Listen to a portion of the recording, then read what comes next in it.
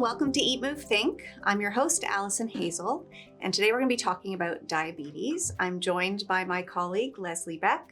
Nice to see you, Leslie. Thank you for being here. Oh, it's great to be here. Thanks, Allie. So, Leslie, can you introduce yourself to our viewers? They can get a better sense of what you do at Medcan. Yeah, absolutely. So I'm a registered dietitian. I have been for about 30 years, and I'm the clinical director of food and nutrition at Medcan. And I also write a column in the Globe and Mail, Canada's national newspaper. I've been doing that for the past 20 years. A big part of my role at Medcan is working with clients one-on-one to help them achieve their diet-related health goals, whether that's lowering cholesterol or blood pressure or blood sugar. It might be helping them manage digestive issues caused by irritable bowel syndrome, or it could just be helping people optimize their diet so they can avoid having health issues down the road. And I think one of the reasons why I really love what I do, I find it so rewarding working with people and helping them achieve their goals, to feel better, to have more energy, to be happier. So it's really great. And the other reason why I love being a dietitian is because I am constantly learning every day. This field is continually evolving as ongoing research progresses. That's wonderful. I mean, I think I can be a testament to our client feedback about working with you. People love working with you and kind of find a lot of value in being able to get guidance from you. So we're excited to have you here today. That's great. Thank you. Okay, so Leslie, what are we going to be talking about today? Well, today we're going to be focusing on prediabetes, how to manage it, how to possibly reverse prediabetes, but importantly, how to prevent it from progressing to type 2 diabetes. November is Diabetes Awareness Month, so it's a great time to be talking about this, but prediabetes and type 2 diabetes really needs to be on our radar year-round. If left unmanaged, prediabetes can damage our blood vessels, our nerves, our kidneys, and eventually prediabetes can progress to full-blown type 2 diabetes. In fact, it's estimated that 15 to 30% of prediabetes cases progress to type 2 diabetes in 5 years. But the good news is that's not inevitable. But without lifestyle changes, adults and kids who have prediabetes are at a greater risk of developing type 2 diabetes. And so for our listeners, can you help better define the difference between prediabetes and diabetes? Sure. So prediabetes occurs when your blood glucose is elevated, but not yet high enough to be considered type 2 diabetes. According to Diabetes Canada, a fasting blood glucose of 6.1 to 6.9 millimoles per liter or a hemoglobin A1C level of 6 to 6.4% indicates prediabetes. And having a fasting blood glucose of 5.6 to 6 millimoles per liter is considered at risk for developing prediabetes. And prediabetes is very common. It's estimated that nearly 1 in 4 Canadians have it, and many don't even know it. Wow. Type 2 diabetes, on the other hand, is a fasting glucose of 7 millimoles per liter or greater, or having a hemoglobin A1C level of 6.5 or above. And these tests are measured twice to confirm a diagnosis. At Medcan, our target for hemoglobin A1C is under 5.6%. Oh, wow. Okay. So I'm going to ask about hemoglobin A1C in 1 second. I do think it's interesting, we recently went and looked back at a year's worth of our annual health assessment data, and our prediabetes rates of individuals with prediabetes exactly matches what we see in the Canadian population, which I thought was interesting just because you assume people who are leaning into their health may have a lower rate, but actually it's pretty consistent across the board. And we know that prediabetes is on the increase around the world too. Okay, so hemoglobin A1C, can you explain to us what exactly that is and what it's measuring?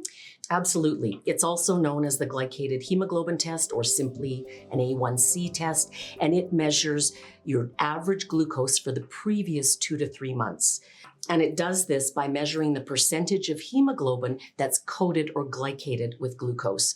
And hemoglobin, as you know, is a protein in red blood cells that helps to transport oxygen to all of the tissues in our body. So the hemoglobin A1C test can measure our average 2 to 3 month glucose because glucose sticks to hemoglobin for as long as red blood cells live, which is about 3 months. Oh, interesting. Okay, so that's the reason why it's such a powerful test, is that it's giving you sort of an outlook over months versus just a spike in a blood sugar That's right. level. That's right.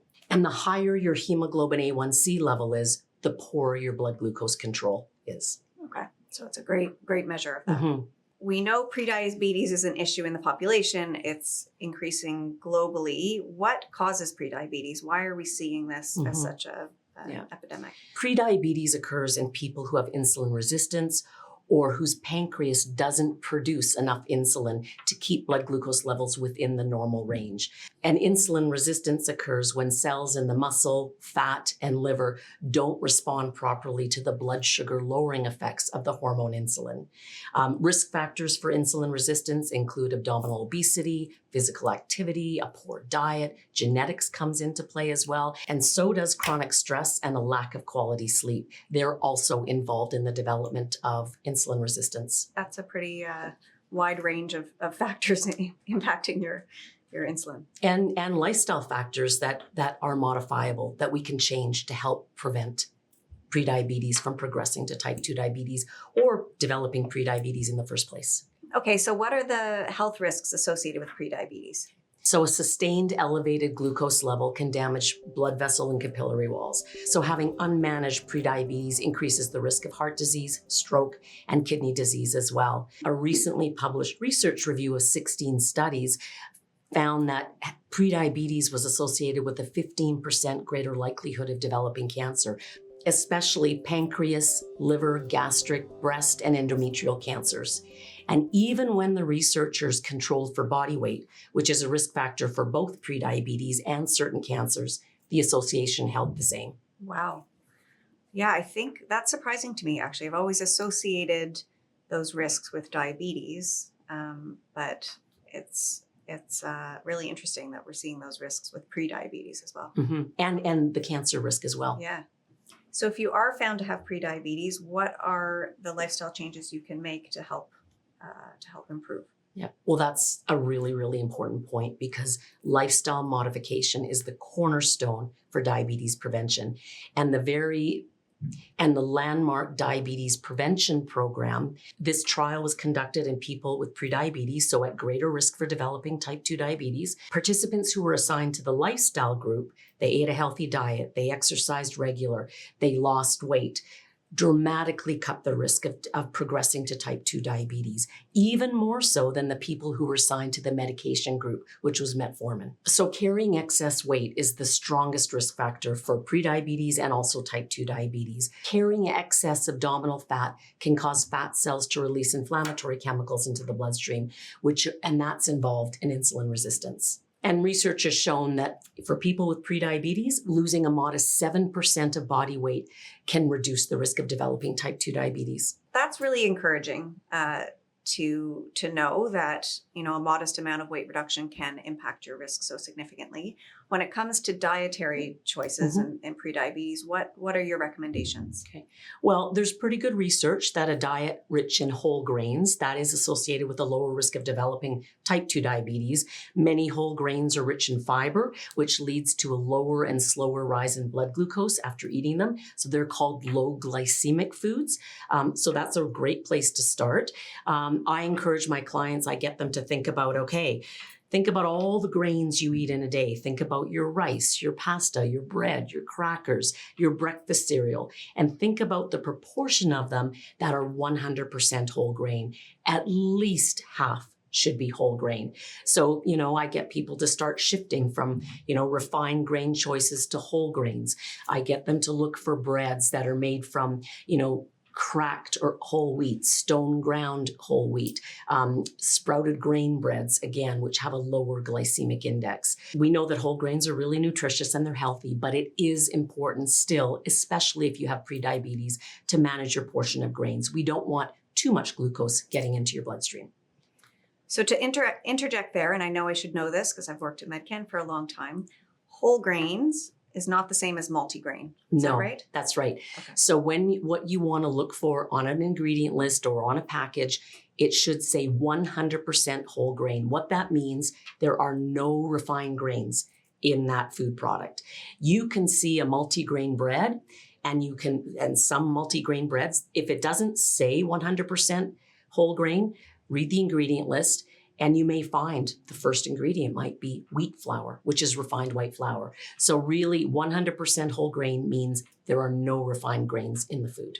Wonderful. And the refined grains are the ones that would not, that where your blood glucose would rise more significantly That's or right. faster. That's Okay. right. They're high glycemic. They spike your glucose and Mhm. insulin more quickly. And speaking of blood sugar, another really important recommendation would be to really limit your intake of added sugars, whether that's table sugar, whether that's honey, maple syrup, agave syrup, coconut sugar. They're all added sugars, no matter how healthy they may sound, and avoid sugar-sweetened beverages. Okay, so whole grains, avoiding refined sugar, added sugars. Mhm.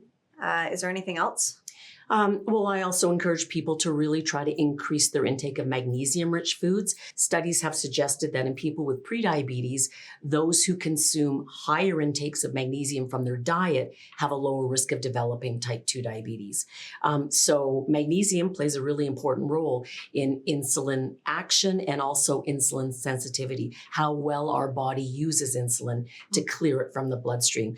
Great sources of magnesium are pumpkin seeds, sunflower seeds, cooked spinach and cooked Swiss chard are exceptional sources. Lentils, chickpeas, black beans, hemp seeds, even 100% brown cereals are really great sources of magnesium. Okay, so we're starting to hear more about blood sugar and food ordering or food order. Can you speak a little bit about what that is? Yeah, definitely. So let me back up for a minute. One important recommendation for all of us, but especially people with prediabetes or type 2 diabetes, is really to balance your meal with a good source of protein, vegetables, which provide fiber, and healthy fats.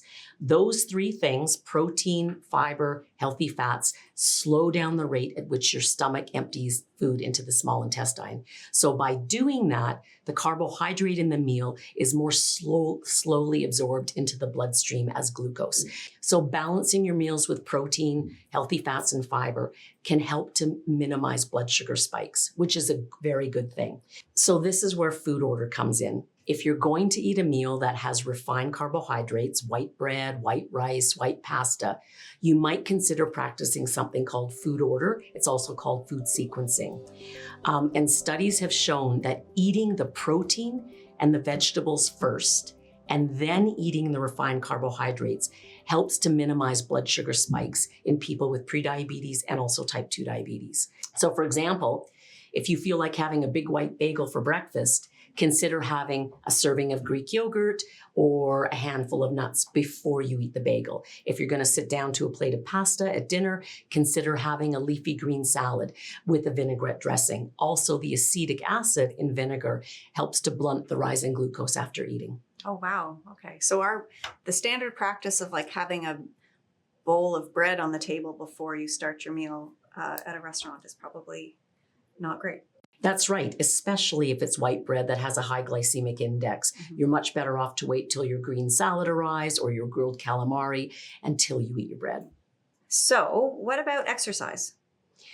Absolutely, it should be part of your lifestyle. Regular exercise, for one, helps people maintain a healthy weight. But studies have also shown that aerobic exercise, high-intensity interval training, and resistance training help improve insulin sensitivity in people who have prediabetes. And in the diabetes prevention program that we talked earlier, participants in the lifestyle group did 150 minutes of moderate intensity exercise per week, most of them brisk walking. So 30 minutes of brisk walking 5 times a week is great advice to start with. That's great. That's manageable. Okay, so it sounds like so much of managing or reversing prediabetes comes down to controlling blood sugar levels. Can you talk a little bit about continuous glucose monitoring and how that can be a tool? Yeah, definitely.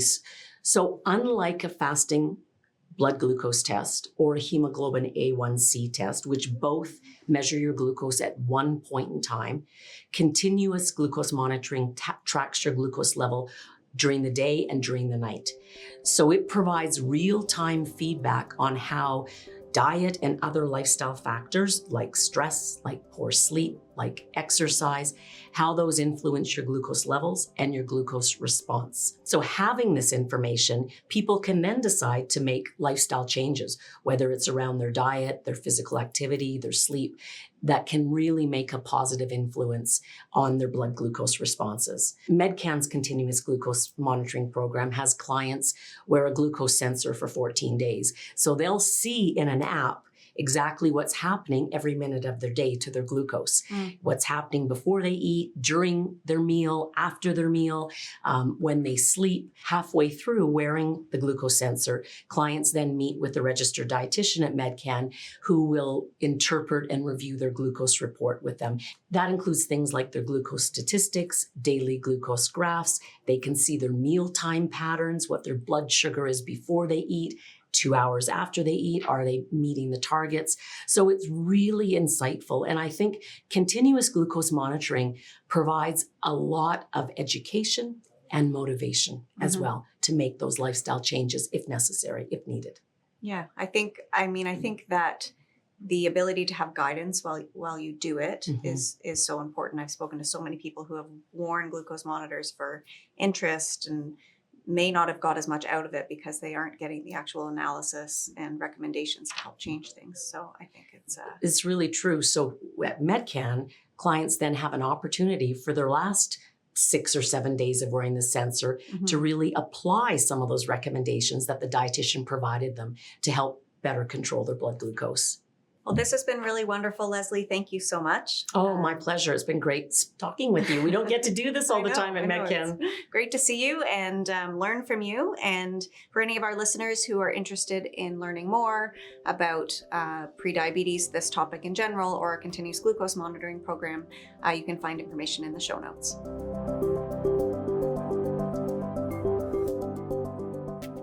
This podcast episode is intended to provide general information about health and wellness only and is not designed or intended to constitute or be used as a substitute for medical advice, treatment, or diagnosis. You should always talk to your Medcan healthcare provider for individual medical advice, diagnosis, and treatment, including your specific health and wellness needs. This podcast is based on the information available at the time of preparation and is only accurate and current as of that date. Source information and recommendations are subject to change based on scientific evidence as it evolves over time. Medcan is not responsible for future changes or updates to the information and recommendations and assumes no obligation to update based on future developments. Reference to or mention of specific treatments or therapies does not constitute or imply a recommendation or endorsement. The links provided within the associated document are to assist the reader with any specific information highlighted. Any third-party links are not endorsed by Medcan.